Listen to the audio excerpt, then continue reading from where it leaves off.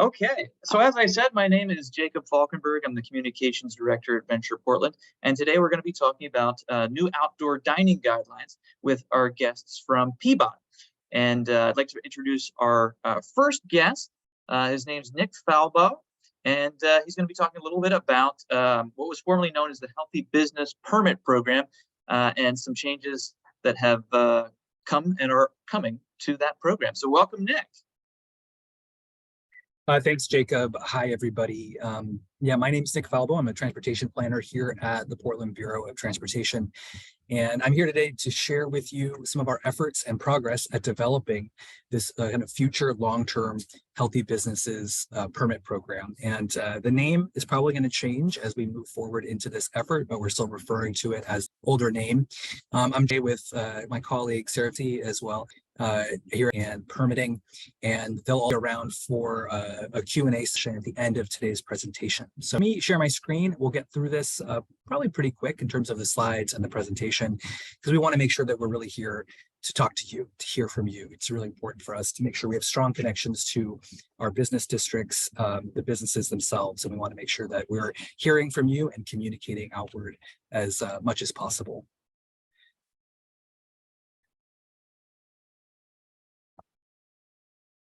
So today's presentation, it's a little bit of a sneak peek, if you will. We've been developing design guides and programmatic rules and details based on community feedback that we've been gathering over the last few years, really, as this program has evolved. But we haven't really shared a draft of these materials publicly. So we're very excited to start kind of sharing this with you kind of first. But again, this is still under discussion of being developed. So this is not final. And in many cases, we really want to hear your responses to some of the materials that we're sharing with you today. I'll start by sharing where the program came from, what we're doing to advance this work, and we'll wrap up by sharing some of our current proposals that we're putting on the table for discussion. And then I'll be saving a lot of room for Q&A at the end of the slideshow. So please keep your comments coming into the chat window, and hopefully we'll be able to get to all of them during the discussion. First, I want to orient everyone here to kind of where this program came from and how our priorities have been shifting over time. The Healthy Businesses Program was born out of a COVID-19 response effort from the Portland Bureau of Transportation. And if you can kind of put yourself back into that early 2020 time period, all of us as businesses and the city and just community members were trying to figure out how to adapt to all of the changing realities we were faced with. And so at the Bureau, we really emphasized early on staying home, saving lives. That was the directive from the governor. But eventually moving into kind of trying to figure out how do we sustain our businesses and our communities in the face of this public health crisis. And so much of the programs that PBOT initiated during this time, including Healthy Businesses Permit Program, was designed to support physical distancing. Their businesses were shut, capacity limitations were in place, outdoor activity seemed like the only safe activity. And so we really wanted to open the floodgates when it came to like what people could do to lean into that reality. So the Healthy Business Permit Program was born, and it's stuck around, and it's become really an important part of our communities and our main streets. Businesses have told us time and time again that this is one of the programs that has helped them stay in business to be where they are today. So we're really proud of that work. But things are changing. Priorities are shifting. On the ground sentiment is moving around a little bit, and we want to move away from the reactionary temporary COVID-19 program into something that's more intentional, something that can really support our communities in the future, and not maybe, but also not take away some of the really exciting stuff that we've seen over the years. So as we move forward, we're now in this phase focusing on economic recovery and reinvestment, really reorienting ourselves towards our communities. And then our big goal is getting to a better future that's in line with our values, our goals, and our priorities and policies. What you've seen over the last few years is really a big transformation of how our streets have been used. All around the city, there are what we're calling street plazas that have emerged for businesses to occupy not just the parking lane, but whole streets. Some business districts have these areas in them. We've got 11 public street plazas that have persisted over the last few years, 10 other business-oriented street plazas as well, along with over the last few years, over 800 healthy business permits being issued. And so this is something that's really affecting a lot of our businesses and supporting a lot of our businesses. We've done multiple surveys over the summers about these types of programs, and 87% of our survey respondents really think that these programs improve safety and vibrancy, and they want to see these continue into the future. This shows up on our street in a few different ways. Here's an example of a business plaza. It's just a single business occupying sort of a whole street to do business outdoors. A lot of what we're really talking about today is focused on the parking lane use, occupying the parking lane in front of your storefront for business activity. And then in some cases, we also have more community partnerships between PBOT and neighborhoods to do more public plaza activation, programming, and development. The program itself, really, though, we're talking about today is focused more on that parking lane use. And so I want to share a little bit about what we're trying to do with this program development effort. We'll be continuing to issue annual permits this next year here in 2023. But during this time, and we're in the process now, we are developing the program structure and design guidelines. This is what you're getting a sneak peek of today. We'll be developing and providing education and support for businesses on how they can comply with these rules and adapt to the changing expectations. We'll be supplying some tools in some cases. We're planning on providing some sort of standard design, not requiring that it be used, but trying to make the barrier to entry for businesses pretty low to participate. And we'll be offering some level of subsidy or financial support for businesses as they try to adapt to the new rules that will be in place for 2024. This is overall kind of a timeline of where we're at and where we're going. We're here. We've been developing program materials in-house with our technical advisory committees, as well as with some moments for stakeholder engagement. But now we're getting to the phase where we really want to be sharing with you where we're headed, get your feedback to verify it, vet it, and make sure that we're headed in the right direction. We're expected to go to City Council in May of this year to get City Council's endorsement of what we're sharing. And these rules are expected to be in effect starting in 2024. So at the end of the year, we'll be expecting people to be applying to participate in the full program, to take their current installations and potentially have to make modifications, but to get them up and running so everyone is fully permitted in the next year. I want to kind of offer a little bit now of the sneak peek. So we're going to share a little bit about program considerations, focused on, how is it administered? What are the application fees? What are the overall rules around usage? And we'll also share more about design guidelines themselves, so we can talk about what those features and elements look like. The first thing I want to talk about is just applicability. Where does the Healthy Business Permit apply? We've been very flexible over the last few years to try to just get to yes, help people get the space they need, especially in the early 2020, to get the space they need to do their business and keep surviving through our challenging times. But this is shifting and changing and become a little more defined. So our real proposal here, so the Healthy Business Permit Program will apply only to parking lane installations. So there are a few installations that are occupying the full street. We're going to be working with all of those business owners to figure out how we can continue to support them as this program transitions. But lane and street use by individual businesses will not be allowed under this program. I also want to be very clear, the Healthy Businesses Permit Program only applies to on-street uses. So it does not govern the use of private property. Private property is governed by the Bureau of Development Services and is considered kind of a whole separate world, but we recognize that a lot of folks have been adapting their off-street parking lots to dining use. Again, we don't really govern that through this permit, but we recognize that there's some relationship there. In this case, it's focused on the parking lane. A big change that is probably coming as we implement this new program is focused on just recognizing that the outdoor dining season really is here in Portland a big summer activity, maybe a spring activity, but we can all kind of see the weather we've been having recently and recognize that this is not like the time period for a lot of outdoor dining when it's 30 degrees outside and snowing. We will offer an annual permit so that folks who want to build out a more robust installation can do that and do that with confidence that they're able to invest in these spaces. That will include the platforms, the railings, overhead structure. But we do want to also allow folks who want to participate in a more of a lightweight fashion to apply for a seasonal permit. And so a seasonal permit would let people do something more like the early days of 2020, where we could put up a railing around the parking lane area, set up some tables, and start using that space right away. But that would be limited, starting in a certain date, ending by a certain date, and then through the winter months, it would be returning to regular on-street parking use. We're also going to start establishing some stricter rules about how these spaces are used. We're really offering the space to support customer activity and to bring life to the streets in our neighborhood main streets.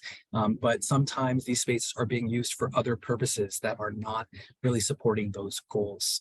So we're through this program not orienting it towards other things other than seating. That's really the priority. It's not a space for storing garbage containers. It's not a space for storing propane or other supplies. And it's not a space to be locked up with fencing or something that like a door that locks. These are meant to be open spaces that are used for customer seating. So just getting a little more clear about its intent and purpose. Fees for this program have been kind of evolving over the years. The program itself operated with no fees to partners in 2020 and 2021 and most of 2022. Those of you who are participating in this program probably know that we've, for this most recent round of permit renewals, have been charging fees. That includes a $150 application fee plus $500 per parking space for this year here in 2023. So it's it might sound like a lot, but over the course of an entire year, it's not a whole lot of money. But we're just doing this because we really need to transition into something that can be a sustainable program for PBOT to continue to have and administer. We do expect an annual permit fee to increase over today's interim fee amount. And a lot of these costs have to do with increased design, oversight, and compliance, just to make sure what's being built is meeting our rules and is done so to a high quality. The seasonal permit that I mentioned will be available for a reduced fee. So this could also be an avenue for folks who want to do something that is less expensive and more lightweight, just in a general sense. So this may be an appealing option for businesses that want to participate in the seasonal program. And then just a note about permit compliance. We've been very flexible and welcoming during COVID to be kind of most supportive of meeting business needs, trying to work with everyone as permit application cycles renew year over year. But we just want to be clear that, if you're putting things in the right of way, if you're occupying the space on the sidewalk or the street in front of your business, that you must get a permit from PBOT to be participating. This is important for the safety and protection of the businesses, your customers, and the city of Portland in general. And so for those of you who have installations out there, recognize that, permits may lapse, but we want to work with you to make sure that we can keep this application easy to access, easy to fill out, and easy to comply with. The other piece that we'll be sharing more of is the site design consideration. So physically, what are we building? Where can you put these installations? For siting, it's really important for us really to preserve good pedestrian access on our sidewalks and at our crosswalks, visibility of traffic controls, sight lines of people crossing the street, and making sure we can accommodate some other uses such as truck movements as they move through intersections. So all of this comes together to limit where these types of installations can be put. You can't just put them anywhere. Unfortunately, I think, some businesses might really want them in certain locations, but for a variety of reasons, whether it's bus stops or utilities or fire hydrants, we can't allow some of these installations in every single parking space on the street. In general, there's some just fixed limitations about utility access, but we do allow low height installations, so installations that maybe don't have that overhead covering, to be in front of things like stop signs, approaching uncontrolled crosswalks. But we recognize the value that having a cover brings to folks, and so we're trying to figure out where we can allow them pretty much everywhere else. So where we're only requiring low height installations where it's absolutely necessary.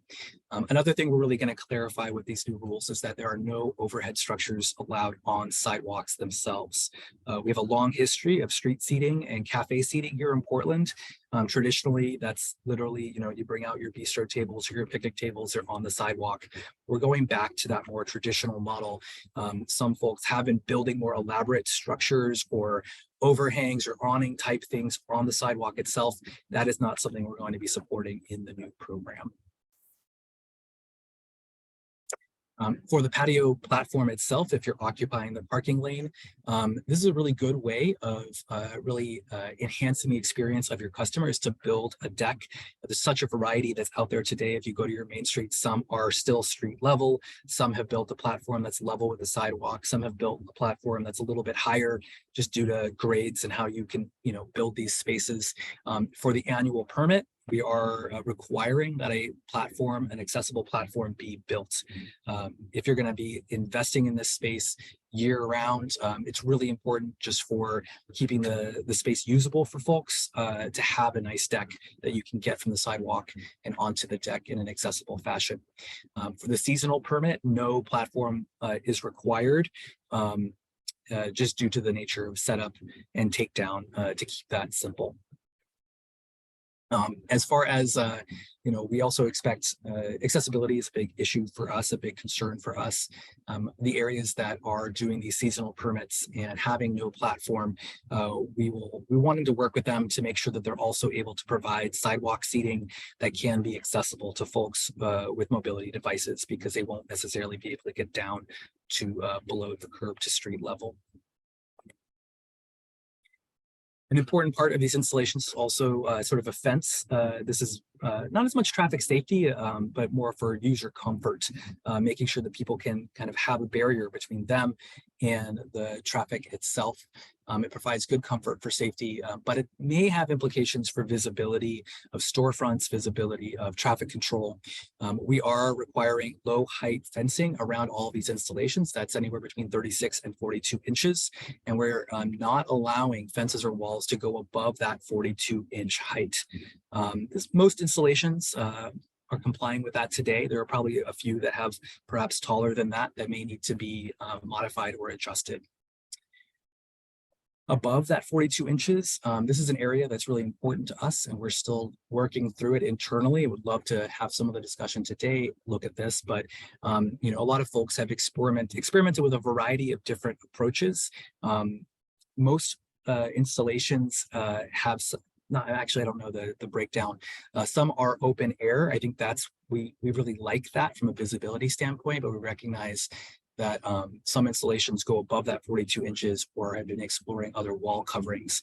As of right now, we're discussing whether we want to allow wall coverings of any kind at all.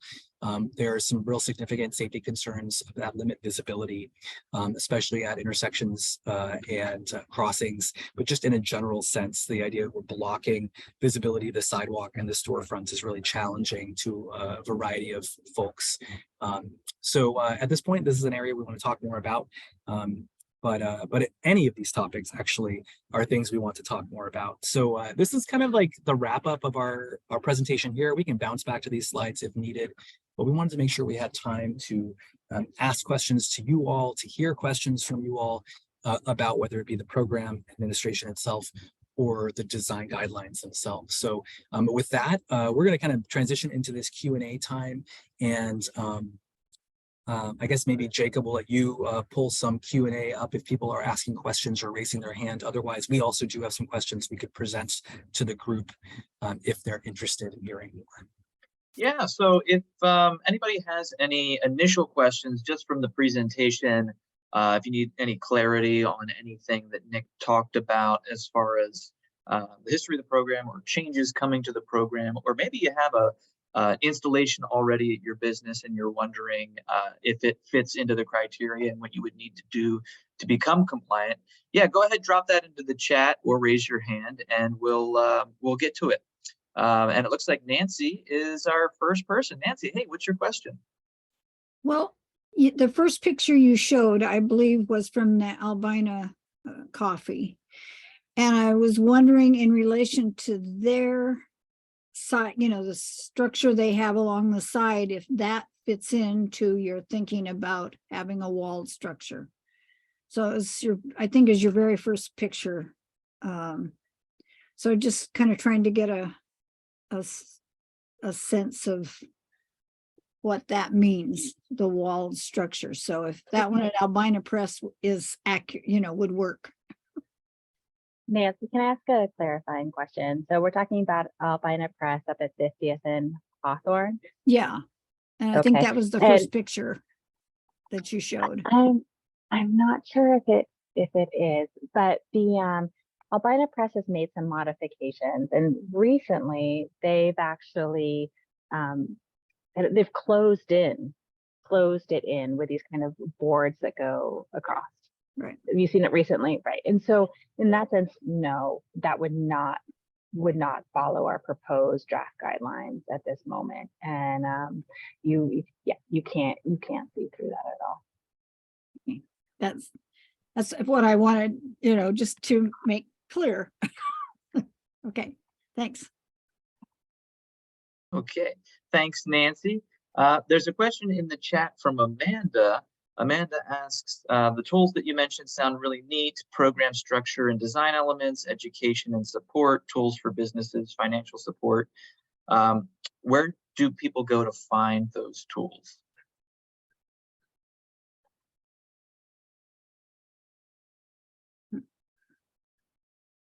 Are those available yet online, or?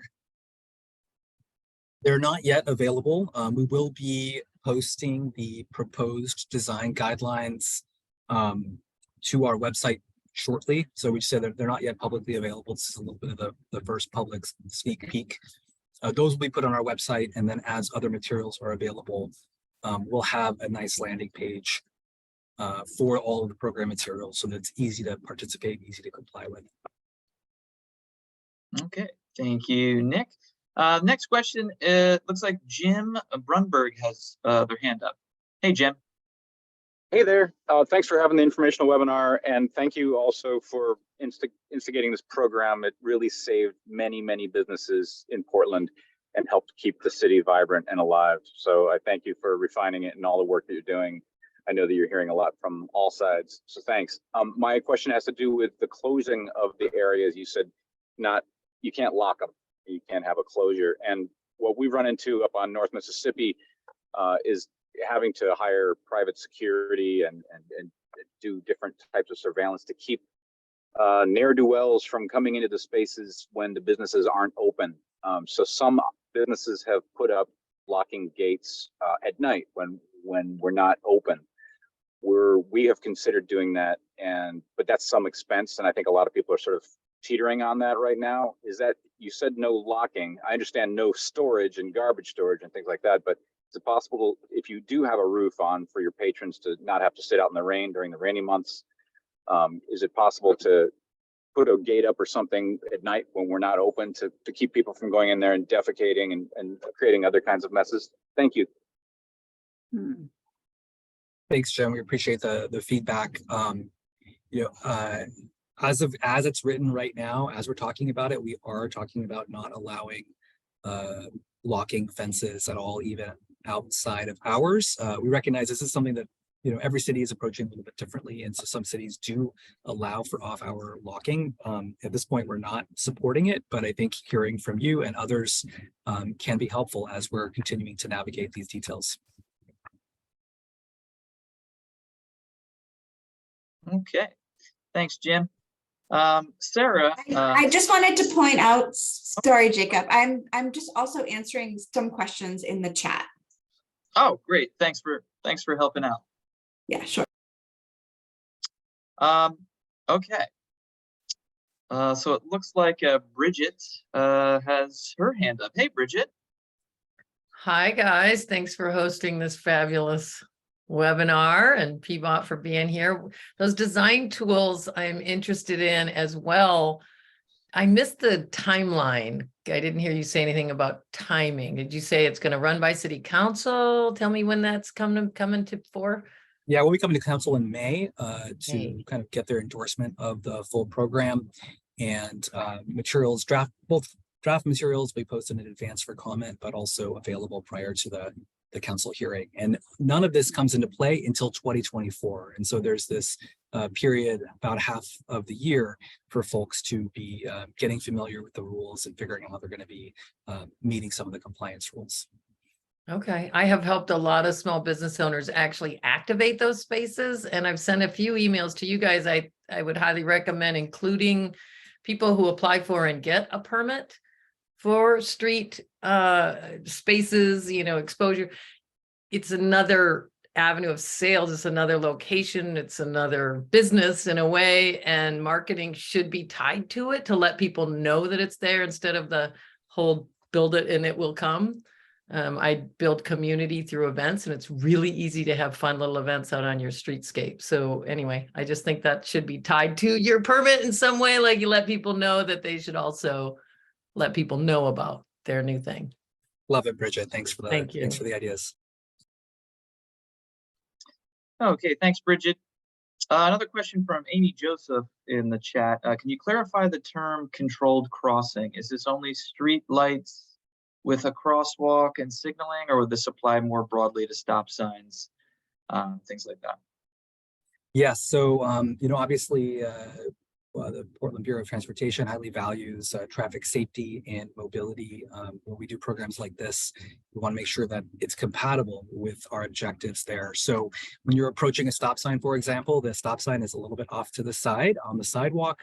We need to make sure that any installation is not blocking visibility of that stop sign by people who are driving. They need to see the stop sign, and they need to see it soon enough in order to stop as they're expected to legally and safely. So it's a little bit different when you're approaching a stop sign versus an uncontrolled crossing, which is just a normal intersection corner, or a traffic signal, which is usually up and across the street, so you have better visibility. So we do have different expectations at each of those conditions, but in general, there are limitations to how close a structured installation can be to some of those traffic control devices. And in some cases, so near stop signs, we don't allow overhead structures to be placed right in front of an area in front of a stop sign. So that'll be more spelled out in more clarity in the design guides themselves.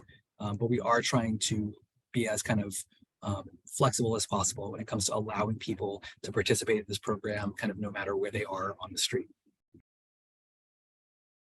Cool, thank you. Okay, it looks like Claire has their hand raised.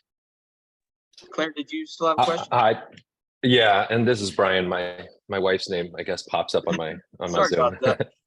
And I'm from Porcino Taqueria, and I wanted to echo Jim's sentiment that this has just been so helpful the last few years, and I'm sure that it was like this PBOT was taking deep breaths implementing this so fast, and I know that's not the way that government generally likes to work, is like needing to activate that quickly, but it really has been amazing, and I'm grateful that it's something that feels like worth sticking with, because I think it especially as some, I don't have the most beautiful site. I just have a tent. I mean, it looks good in the summer, but right now I have a tent, so I'm looking forward to building something that looks much more like Portland and much more like the restaurant.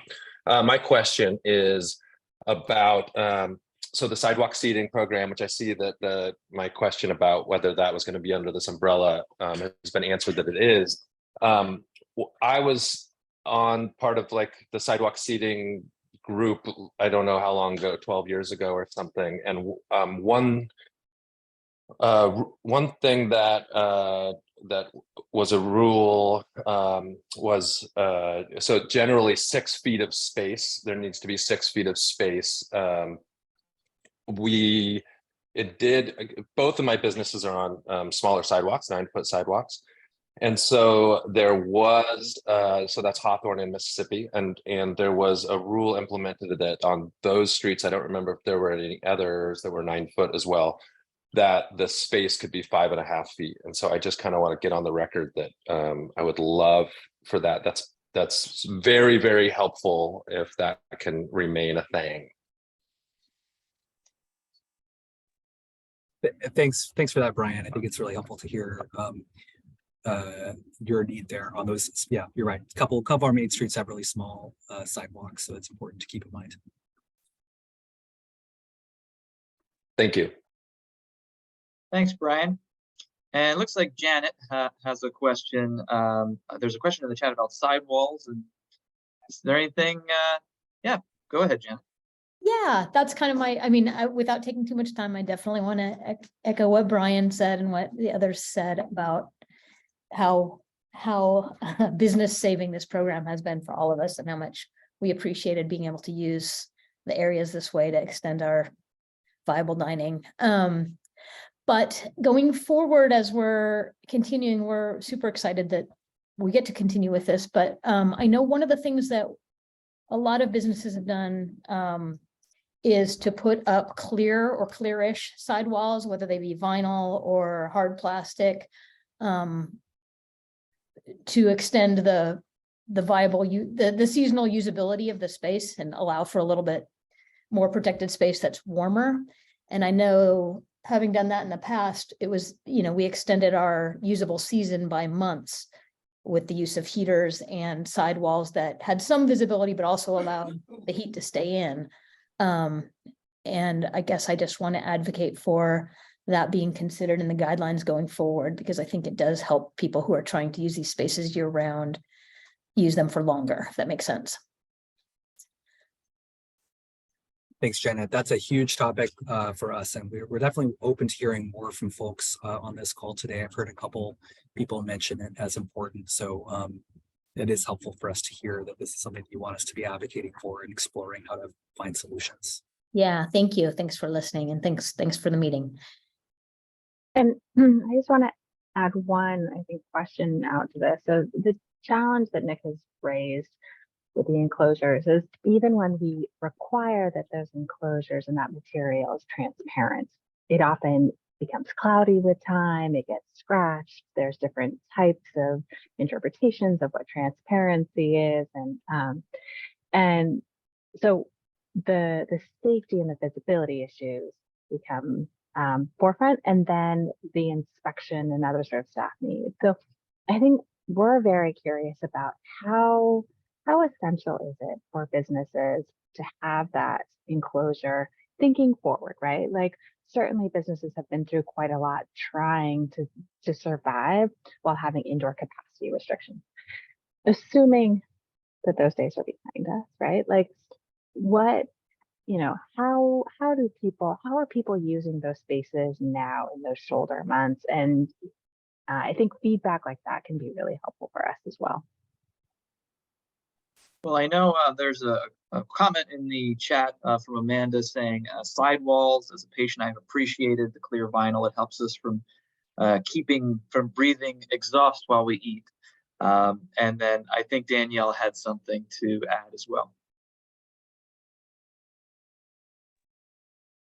Hi, I just had a clarifying question. I think I heard that you said that businesses that have an overhead awning will need to be removed. We are supporting overhead structures over the street seating areas in places where they're not limiting visibility. We are, as far as the blanket prohibition on structures and overhead, those are things that are on top of it over the sidewalk. Okay, so like on Foster, we have a lot of businesses that have connected their awning to their seating area and then to like the building itself. Yeah. So that portion that's over the sidewalk that is potentially will not be able to be there. Correct. That is potentially a big change for a few businesses. Some have done actually it's pretty kind of elegant in a way, the way they've connected from the building over to their installation. We do have a process for getting awnings installed on buildings. So that program has been in existence and will continue to be in existence. And I think we encourage folks who are trying to create more of that environment to apply for and get a formal awning permit. It's a building permit, which is attaches to the building, and go through those channels if they're looking for kind of weather coverage over the sidewalk. And can those be retroactively permitted then at that point? I'm not sure what you mean by that. I mean, ultimately they'd have to take down what's there and install more of a formal awning on the building itself. So they have to do some changes to make that legit. Okay, so like basically the ones that are standing currently, most of them will have to be taken down. Correct. And then is this permit limited to, did I see that it's limited to 2 parking spaces that are on the street? So again, a lot of our businesses have stretched their outdoor seating area to, multiple parallel parking spots on our street. And so from what it sounds like they're going to have to reduce those considerably. And we'd love to hear if there are key cases where you're like, hey, this is a bigger installation that is impacted by this. But yeah, right now we're talking about a 40-foot limit, essentially 2 parking spaces. The vast majority of storefronts are not longer than that, although I think maybe some business districts have longer storefronts where they are taking advantage of larger installations. And so please do connect with us. And if you think there's a lot of sites that are affected by this, it's helpful for us to get a sense of, who we might be affecting the most. It's helpful for us in our decision making. I can think of 3 on Foster just right now. And thank you. I just want to reiterate, these are draft design guidelines. Nick has said that multiple times. Just want to say it again. We're giving you specific things to give feedback on. They're drafts though. And, I know some of you are independent business owners. Some of you are representing business districts. So yeah, just a reminder, we're putting some concrete ideas out to get feedback on. And this phase of feedback will be happening for the next, we're in March now, about 2 months and a half.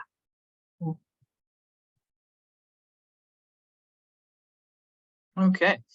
Anyone else have thoughts on how critical the sidewalls are? I know that was a question that had come up.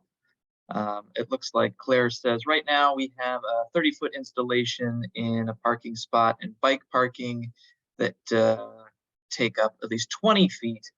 So would love to have it considered to look at those separately since it's over the 40-foot limit.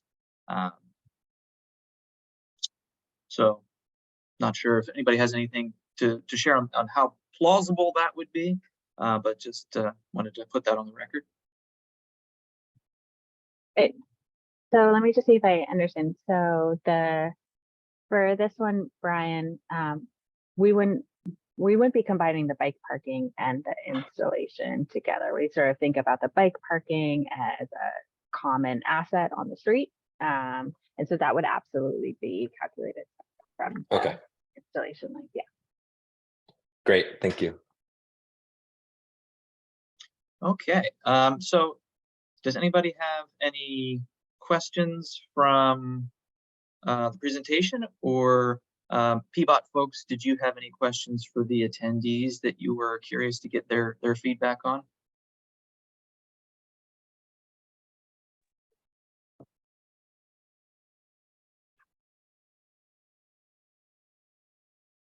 We did have a question as we're looking at our seasonal program. If for folks who that might be appealing to, just love to hear if there are some folks here maybe on the call who are like, oh yeah, I could see a seasonal program being something that I would like. We're trying to get a sense of what that month should be. Are we talking 6 months? Are we talking 4 months? So if anyone's got reflection on that, or just ideas about what that might mean for them, that's an area that we'd love to hear a little bit more from the community on, because it's more of a new idea that we haven't been living through for the last couple of years. And to clarify, Nick, that would be for businesses just interested in having a summer installation as opposed to a year-round installation where, you know, if you're not Correct. seeing a lot of usage in the winter times when it's cold. Correct. Yeah, some businesses may, you know, it's extra work to manage a winter installation. It's just sitting there. Maybe they prefer having it be parking during the winter, and that they could see themselves with a more of a lightweight installation that gets set up and taken back down. What that might mean for them, or if that seems appealing. Does anybody have any Yeah, so thoughts on that as maybe a rotating kind of usage throughout the year based on, you know, what the demand is? Yeah, Amanda.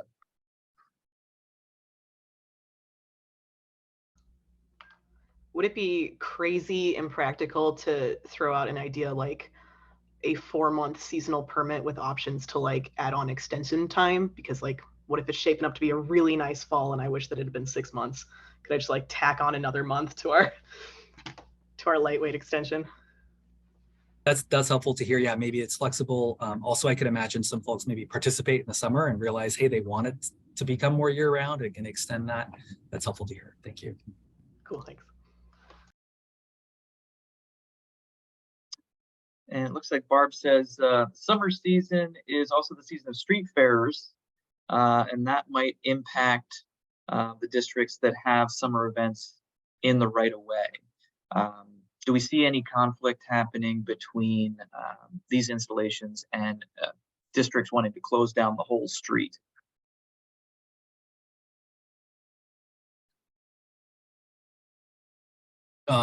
At this point, for street closures, you know, so I shared at the beginning of the presentation, a handful of businesses have explored closing whole streets. It's pretty exciting, pretty cool. Often it's multiple businesses working together. In some cases, it's an individual business occupying a larger area.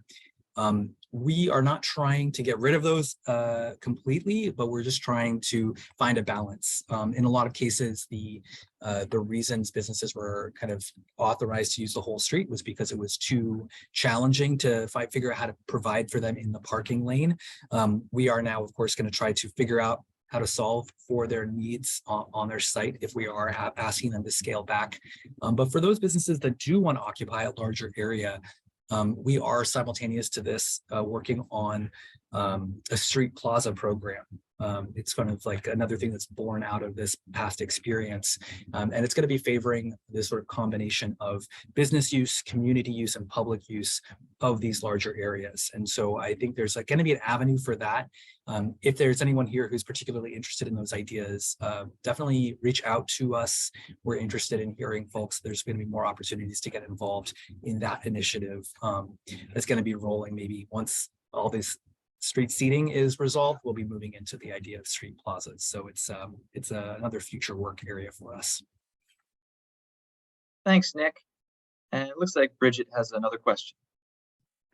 Sign me up. I just went to the Oregon Main Street. Well, Washington was the last one who talks about street plazas and got all kinds of great information on that kind of stuff. And the idea of sharing emails with you guys to give you feedback only from people who actually applied for permit might be a little limiting, because I was thinking of the people who are right next to the people who have infrastructures. Maybe you could share at least one of your emails. I mean, I can get it from information and referral, but whoever would be collecting those kind of information, you asked the question. So I just thought maybe We'll post our messages, our emails in the chat. Thank you for that. Oh, So sweet. Okay, thank you so much. Great. Yeah, great. And I'll also include that contact info in the follow-up email. So you can all kind of pass this on to the businesses that you work with. For the PBOT folks, how much time do businesses have to submit feedback before the guidelines get finalized?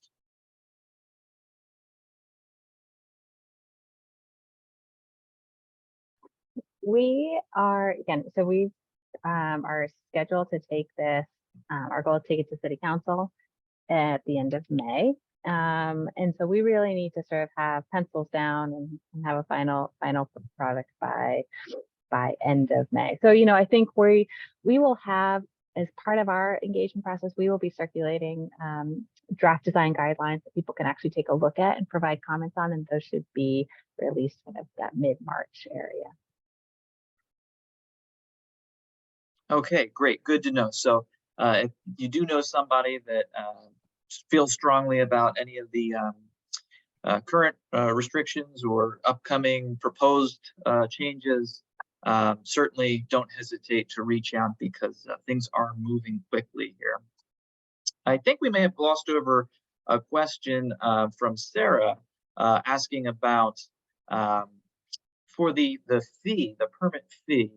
Has there been any consideration of offering payment in installments for businesses that might have trouble covering that in one lump sum?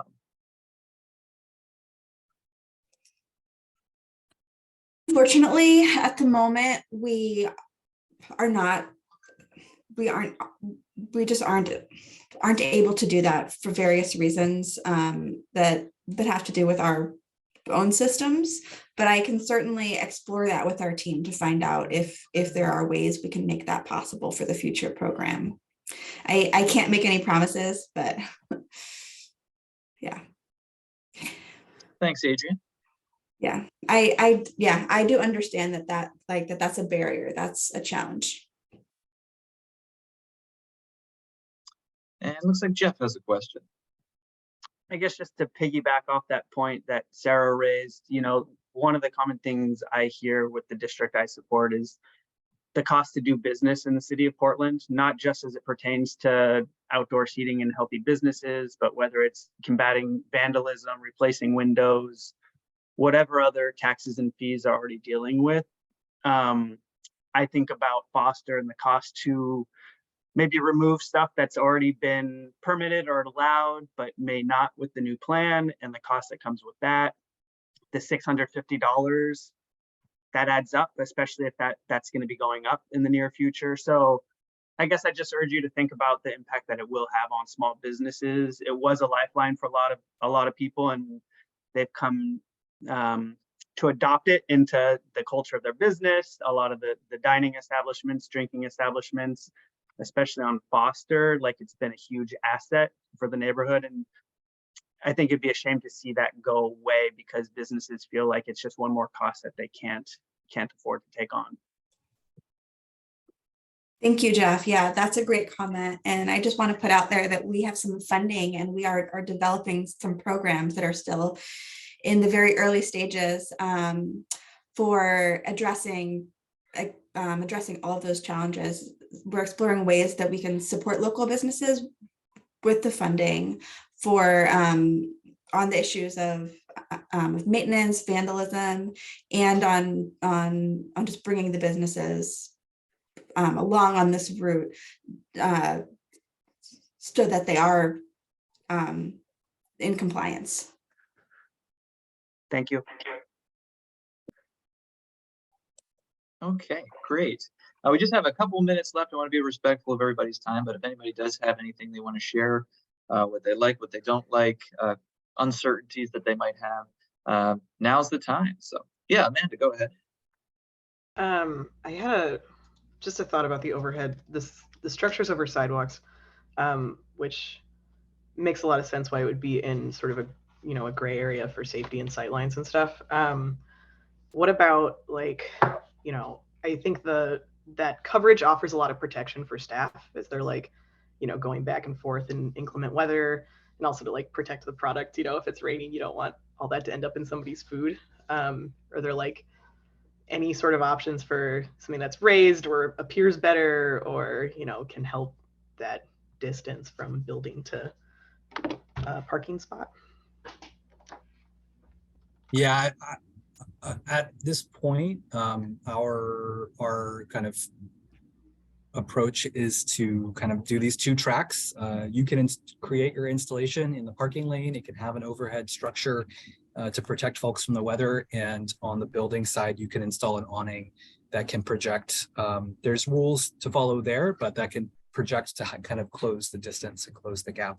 There are some examples of extendable awnings that go pretty far. I know Foster, I've got a couple Foster folks on here. You guys have the coolest sidewalks in the city. huge sidewalks, right? So I understand the desire and the kind of bridging that gap being extra important on a street like your own. So that is something that's useful for us to keep in mind and hear more about. And maybe we'll sync up with some of our folks at BDS about their awning requirements to make sure that what we're recommending and what they allow can be compatible to create the kind of experience that you all are looking at right now. Okay, cool. Thank you.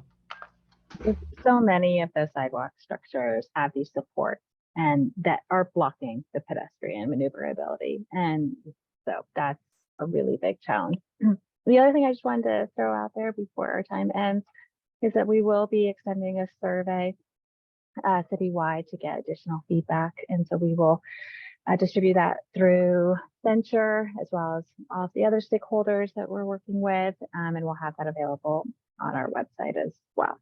So. Great, thanks, Sarah. I actually had a question. I'm not sure if this was addressed, but is there any opportunity for a retailer to use these spaces if they wanted to put product out in the right of way?